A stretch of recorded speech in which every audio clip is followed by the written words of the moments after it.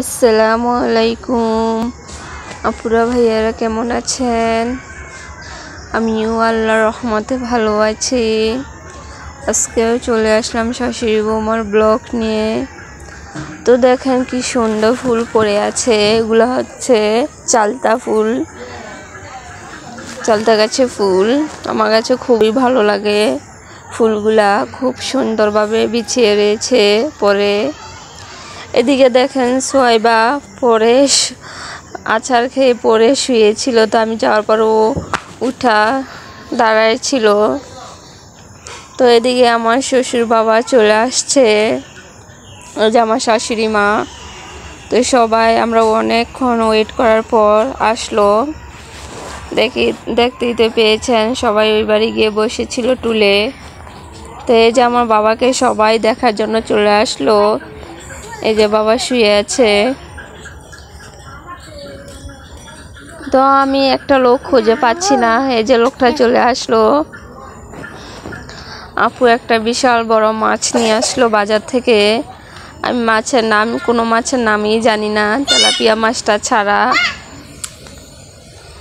তো মা জালি দিয়া মাছ রান্না করবে, আর বড় মাথাটা দিয়া মুগ ডাল দিয়ে রান্না করবে।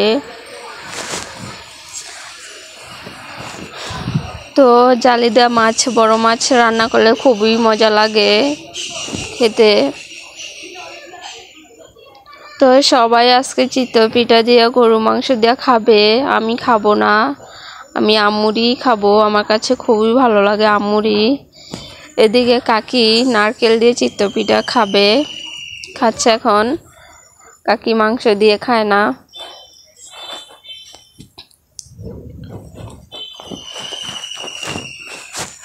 তো তার কারণে আমি রান্না ভিডিওটা নিতে পারলাম। এই যে মা পিঠা বানাচ্ছে।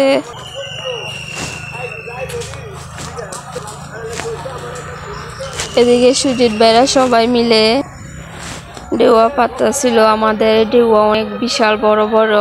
আপনারা কে কে খাবেন আমাদের বাড়ি চলে আসবেন। অনেক ডেওয়া পেরেছে গাছ থেকে, খুবই মিষ্টি, টক না খেতে। অনেক ডেওয়া হয় কি অনেক টক হয় খেতে, কিন্তু আমাদের ডেওয়া যে একবার খায় সে বারবার খেতে চায়।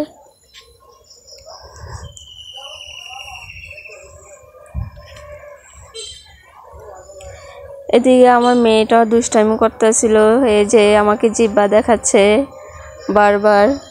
ও খুবই দুষ্টামি করে, আমার দুষ্টু মা।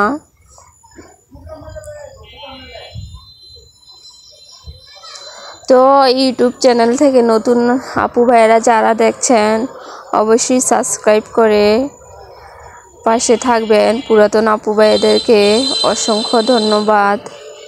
কেউ স্কিপ করবে আমার ভিডিওটি দেখবেন না।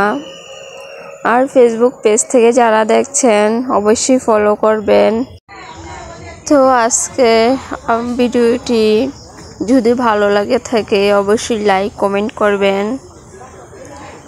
তো আমি আপনাদেরকে সময় দিতে পারছি না ব্যস্ততার কারণে, বাবা অসুস্থ তার জন্য। তো আজকের ভিডিও এই পর্যন্তই। আল্লাহ হাফেজ।